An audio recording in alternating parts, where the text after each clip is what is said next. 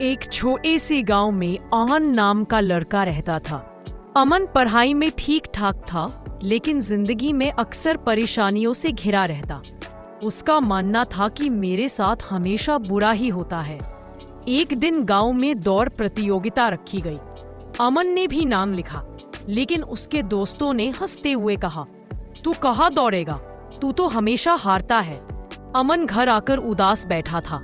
तभी उसके दादाजी ने देखा और पूछा, क्या हुआ बेटा? अमन ने कहा, दादाजी, सब लोग मजाक उड़ाते हैं, मैं जीत ही नहीं सकता। दादाजी मुस्कुराए और बोले, बेटा, जीवन में सबसे बड़ी ताकत शरीर की नहीं, सोच की होती है। अगर सोच लो कि मैं हार जाऊंगा, तो तुम शुरुआत से पहले ही हार चुके हो। लेकिन अगर सोच लो कि मैं कोशिश करूंगा, तो जीत तुम्हारी कदम चूमेगी। अमन को दादाजी की बातें समझ आ गई। उसने अगले दिन से तैयारी शुरू कर दी।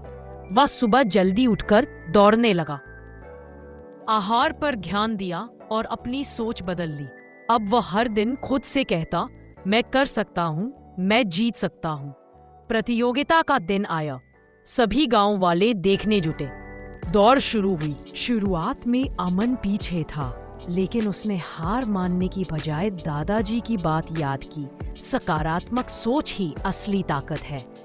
उसने अपनी पूरी ताकत लगाई और धीरे धीरे आगे बढ़ता गया।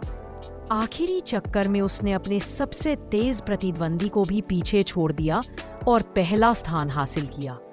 लोग हैरान रह गए। जो अमन को कमजोर समझते थे, अब वही उसकी तारीफ करने लगे। अमन ने सभी से कहा, जीत का राज सिर्फ मेहनत नहीं, बल्कि सकारात्मक सोच है।